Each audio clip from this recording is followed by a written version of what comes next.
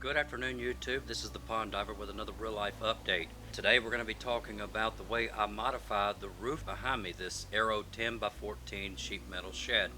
Let's get into it. If you remember back in the assembly process of the shed, you have 4 beams that run across the roof. Now I believe that you can do this on the 10x8, 10x10, 10x12, and the 10x14. The brace that runs across the top is exactly 3.5 inches in width.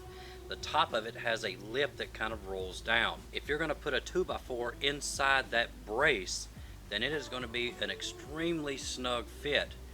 Now if that top was not curled down, it would fit in there without too much force. In my case, I removed 1/4 inch from each 2x4. So in America, a 2x4 is not exactly 2 inches by 4 inches, it's 1.5 inches by 3.5 inches. If I removed 1/4 inch, then that makes the board 3 1/4 inches, and it slides into the brace real nicely. I then ran a pilot hole through that board, and I went ahead and started the wood screw into that side, placed the other board on the opposite side, and then finished running it all the way in with a good Torx bit. Now I did use 3.5 inch screws on this project. It took me a total of 8 boards in order to reinforce the roof on a 14-foot roof.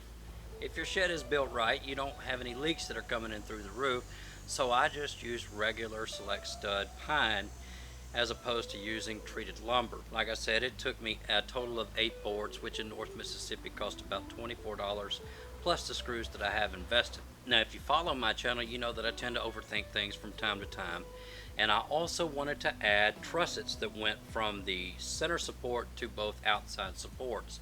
And I did this a total of 8 times, 4 on each side.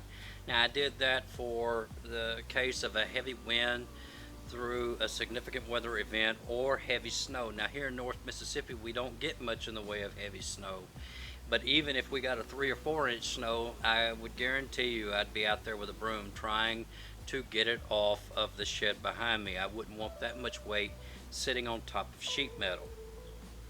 And all the trusses do is they add a little bit more in the way of additional roof weight support.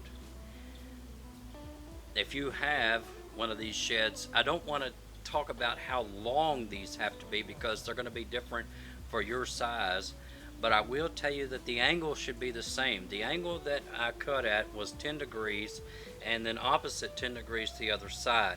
So what I mean is that if you cut a 10-degree angle on this side, rotate the board, and this 10-degree angle on this side should be opposite of the one in the center.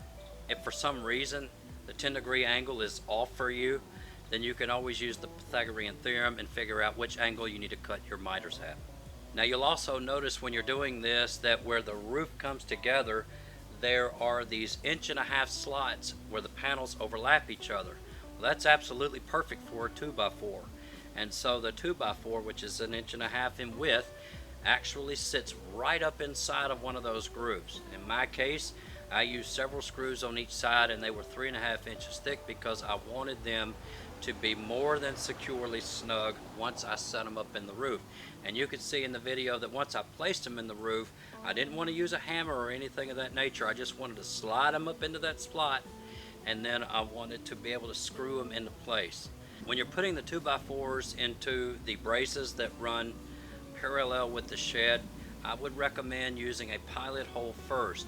But if you are adding trussets like I did, there's no sense in a pilot hole because if cut correctly, your trussets are going to sit real neatly inside of that groove, and then you just use a wood screw. In my case, I used T25 3.5 inch deck screws, and they are self-tapping, so they ramp themselves up real nicely in that wood.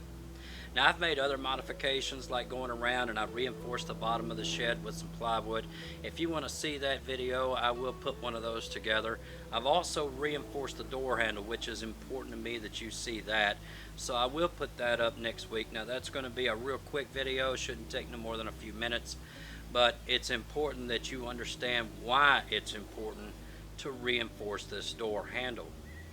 Now I hope this video helped you in some kind of way, and if it did, if you'll drop that down in the comments section, I'll really appreciate that. If this is your first time stopping by the channel, make sure you check out some more of my content. If you like things like reviews, DIYs, modifications and cooks, things of that nature, go ahead and subscribe to the channel and hit that bell for future weekly updates. Until next week, this is the Pond Diver.